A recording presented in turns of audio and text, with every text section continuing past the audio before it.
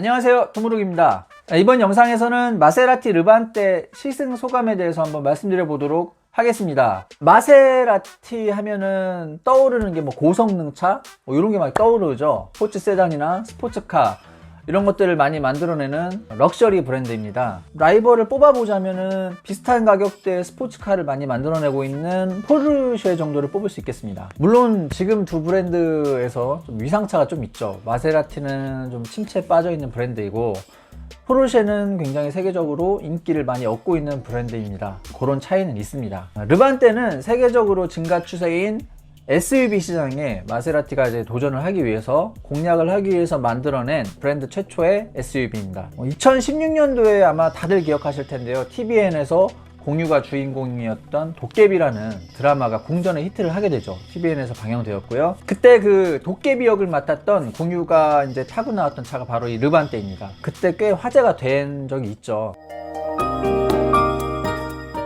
근데 전면부를 보면은 우리나라 고유의 좀 친근한 이미지를 가지고 있는 도깨비라기보다는 일본의 그 무서운 오니를 좀 닮은 그런 전면부를 가지고 있어요. 마세라티에서는 이 모습을 상어에서 모티브를 따와서 만들어낸 디자인이라고 그렇게 얘기를 합니다. 라디에이터 그릴을 보면은 상어 이빨을 닮았다고 해야 될까요? 필러가 두껍게 탁탁탁 자리 잡고 있고요. 헤드램프도 굉장히 날렵하고 작게 그렇게 달려 있습니다. 헤드램프 아래는 동그란 램프가 달려 있는데요. 이거 보면은 팔에서 이렇게 박혀 있는 그런 느낌이 좀 나요. 이게 포그램프 같은데 사실 포그램프라는 것은 좀 차량의 전면부 범퍼의 가장 아래쪽에 장착을 해서 안개가 지표에서 일정 부분 이렇게 떠 있기 때문에 그 안개가 없는 부분을 밝히기 위해서 집어넣은 게 포그램프거든요. 근데 이 정도로 높이면은 요즘 산타페나 블레이저 같은 그 SUV 보면 분리형 레이아웃을 많이 가져가잖아요. 위에는 데일라이트, 밑에는 이제 헤드램프. 분리형 레이아웃에서 헤드램프의 위치에 그 정도에 이렇게 자리를 잡고 있어요. 그래서 이게 포그램프로 실용성이 있나? 이런 의문이 좀 있긴 합니다. 라디에이터 그릴 같은 경우에는 2등 구조로 되어 있는데요. 앞쪽에는 디자인을 위한 그런 강렬한 필러들이 박혀 있고요. 뒤쪽에 진짜 라디에이터 그릴이 진짜 있어요. 그쪽이 이제 가변형으로 평소엔 닫혀 있다가 흡기가 필요할 때는 그게 열리는 그런 방식을 채택하고 있습니다. 하단부에 있는 에어 인테이크를 보면은 상어 비늘, 상어가 이렇게 반질반질해 보이는데 사실 비늘이 있습니다. 그 비늘을 닮은 그런 패턴으로 된 그릴이 이렇게 달려 있고요. 사실 눈에 띄는 부분은 아니죠. 이 부분까지 사람들이 이렇게 눈길이 가는 부분은 아닌데 비싼 차다 보니까 여기까지 디테일을 살려놓은 모습은 높게 평가할 만합니다.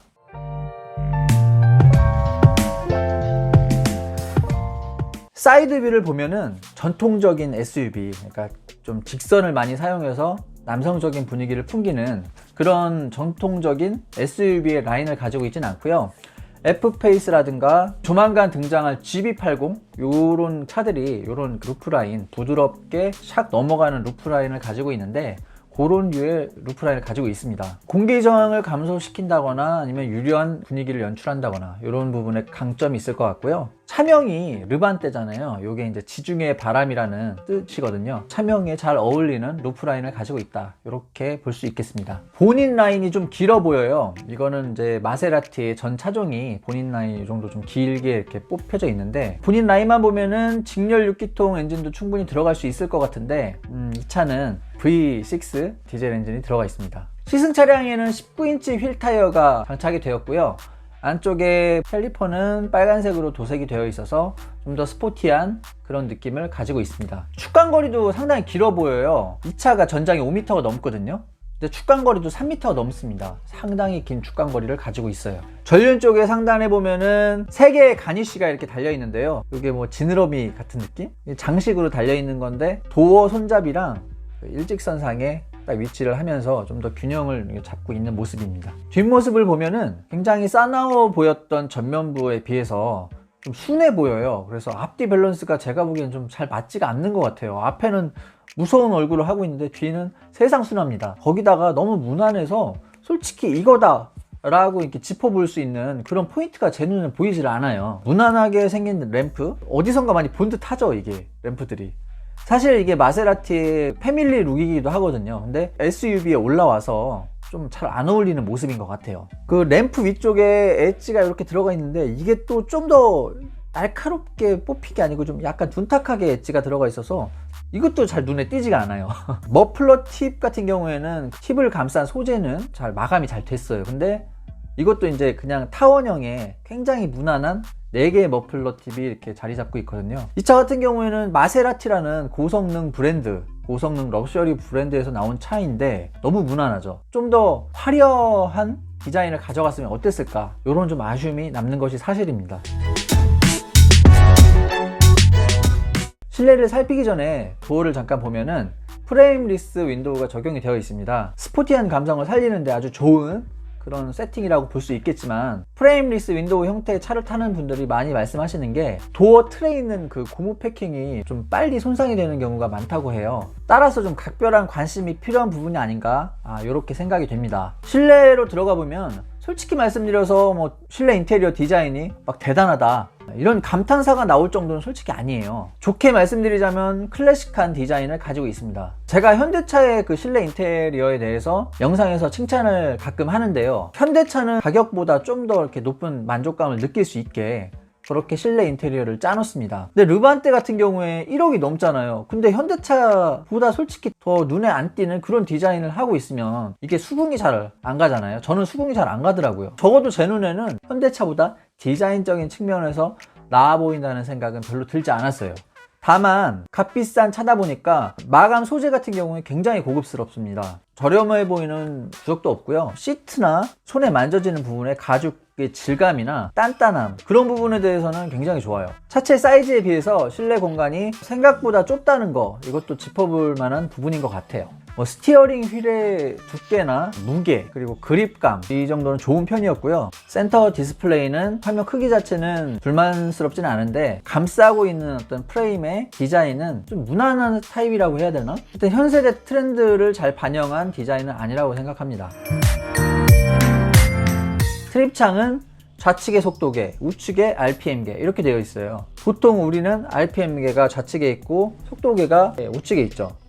옛날에 트랙에서 이제 들어가면서 시동을 걸기 위해서 여기 좌측에 시동 키를 꽂는 곳을 이렇게 놔두기 시작했다고 하는데요, 마세라티 역시도 좌측에 시동 버튼을 설치를 해놨습니다. 센터페시아 위쪽에 아날로그 시계가 장착이 되어 있어서 럭셔리한 분위기 잘 연출하고 있고요. 기어 노브는 전자식 타입이 들어가 있습니다.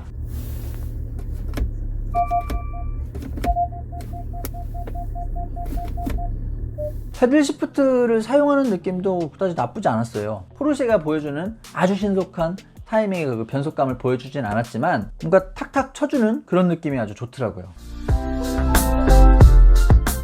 제가 타본 마세라티 르반떼 디젤은 3리터 V6 디젤 엔진이 탑재되어 있었습니다. 그리고 8단 미션이 매칭되고요. 최고 출력은 275마력이고요. 최대 토크는 61.2kgm입니다. 최고 속도는 시속 230km여서 제한이 되고요. 제로백은 6.9초입니다. 수치만 보면은 스포츠카 브랜드에서 나온 차치고 그렇게 뭐 뛰어난 성능을 보여준다? 이렇게 말씀드리기는 좀 힘들 것 같아요. 이 차가 무게가 2톤이 훌쩍 넘어가거든요. 그러다 보니까 좀 무거워요. 처음 엑셀레이터를 밟았을 때 살짝 좀 무겁다라는 생각이 들었는데 워낙에 토크가 높다 보니까 치고 나가는 맛은 있습니다. 그러니까 펀치력이라고 하잖아요. 저는 스포츠 플러스 모드에서만 타서 그런지 코너링을 돌 때 느낌은 상당히 좋았습니다. 좌우 롤링이 많이 억제되어 있는 상태였고요. 강하게 코너를 돌아도 차가 충분히 잡아준다는 느낌을 받을 수 있었고요.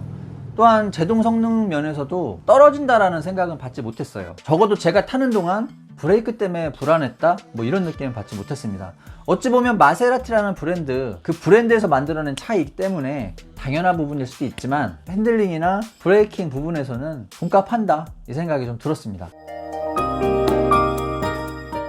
드라이빙 모드에 따라서 전고의 높낮이가 바뀝니다. 스포츠 모드로 하면 낮아지고요. 스포츠 플러스 모드를 놓고 달렸을 때 막 폭발적으로 미는 느낌은 아닌데 Y 영역까지도 쉴 새 없이 밀어붙이는 꾸준한 가속력은 좋았고요. 그리고 하체가 단단해지는 느낌이 들어서, 그리고 또 배기음이 좀 달라지더라고요. 좀 더 스포티한 배기음을 들려주기 때문에 나름대로 재미있게 운전을 할 수는 있었어요.